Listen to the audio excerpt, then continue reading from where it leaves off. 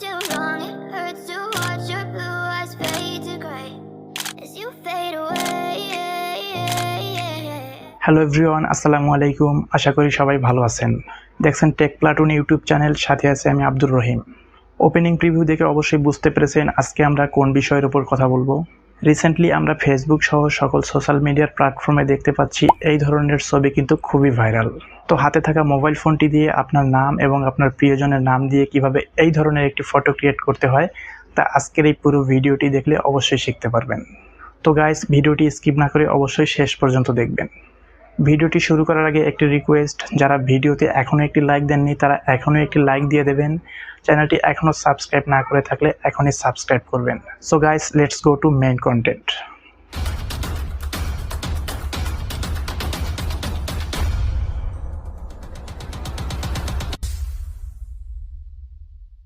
তো ভিউয়ার্স, এরকম একটি এডিট করতে হলে সর্বপ্রথম কিছু ব্যাকগ্রাউন্ড ইমেজ লাগবে। ডেসক্রিপশনে লিঙ্ক দেওয়া আছে, চাইলে সেখান থেকে কিছু ব্যাকগ্রাউন্ড ইমেজ ডাউনলোড করে নিতে পারেন। দেন Pixellab এবং Photoleap এই দুটি অ্যাপ্লিকেশন ইনস্টল করতে হবে। অ্যাপ দুটি প্লে স্টোরে অ্যাভেলেবেল রয়েছে, জাস্ট সেখান থেকে ইনস্টল করে নেবেন। দেন সর্বপ্রথম আপনাকে Pixellab অ্যাপ্লিকেশনটি ওপেন করে নিতে হবে।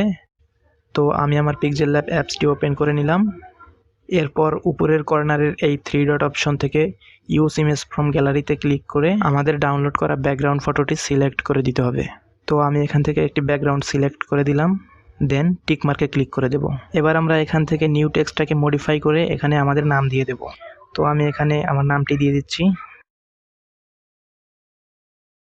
টাইপিং শেষ হলে আপনারা অবশ্যই নামের প্রতিটা অক্ষর এখান থেকে ক্যাপিটাল করে দেবেন, তাহলে শেষে গিয়ে আউটপুটটা ভালো পাবেন। তারপর এখানে ওকেতে ক্লিক করে দেবেন।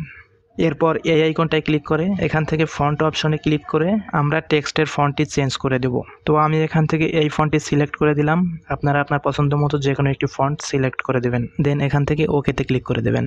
এরপর এই লেখাটাকে নিজের মতো করে একটু মডিফাই করে নিতে পারেন। চাইলে এখান থেকে একটু কার্ভ করে নিতে পারেন। তো আমি হালকা একটু কার্ভ করে নিচ্ছি। এছাড়া এখান থেকে স্পেসিংটা একটু বাড়িয়ে দিতে পারেন, অথবা এদিক থেকে সাইজে ক্লিক করে আপনি আপনার ইচ্ছা মতো বড় ছোট করে দিতে পারেন। মডিফাই শেষ হলে লেখাটাকে পজিশন মতো বসিয়ে জাস্ট এই অপশন থেকে সেভ করে নেবেন। সেভ করার আগে অবশ্যই এই অপশন থেকে আল্ট্রা সিলেক্ট করে দেবেন। এরপর সেভ টু গ্যালারি, জাস্ট এই বাটনটায় ক্লিক করবেন। ওকে, আমাদের Pixellab অ্যাপ্লিকেশনের কাজ শেষ। এবার আমাদেরকে চলে যেতে হবে Photoleap অ্যাপ্লিকেশনে। তো আমি আমার Photoleap অ্যাপ্লিকেশনটি ওপেন করে নিলাম। অ্যাপসটি ওপেন করলেই খুবই চমৎকার একটি অ্যানিমেশন দেখতে পাবেন। এরপর এরকম একটি ইন্টারফেস পাবেন। এখান থেকে জাস্ট অ্যাকসেপ্ট অ্যান্ড কন্টিনিউতে ক্লিক করে দেবেন। এরপর বাম পাশে উপরের দিকে ক্রস বাটন পাবেন, এখান থেকে জাস্ট ক্রস বাটনটায় ক্লিক করে দেবেন। এই হচ্ছে অ্যাপের মূল এডিট প্যানেল। আপনারা জাস্ট এখান থেকে এডিট ফটোতে ক্লিক করে দেবেন। এখানটায় আপনার স্টোরেজের পারমিশন চাইবে, আপনি অ্যালাউ করে দেবেন। এরপর এখানে Pixellab থেকে সেভ করা ছবিটি সিলেক্ট করে দেবেন। এবার বটমে দেখতে পাচ্ছেন অনেকগুলো এডিটিং টুলস কিন্তু চলে আসছে। তো আমরা জাস্ট এখান থেকে AI সিনসে ক্লিক করে দেব। তো গাইস, দেখতেই পারছেন মাত্র এক ক্লিকে আমাদের ফটোর লুকসটা কিন্তু অনেকটা পরিবর্তন হয়ে গেছে। এখান থেকে সোশ্যাল মিডিয়ায় ভাইরাল হওয়া সেই লুকসটি খুঁজে পেতে আমরা একটু ডান দিকে স্ক্রল করব।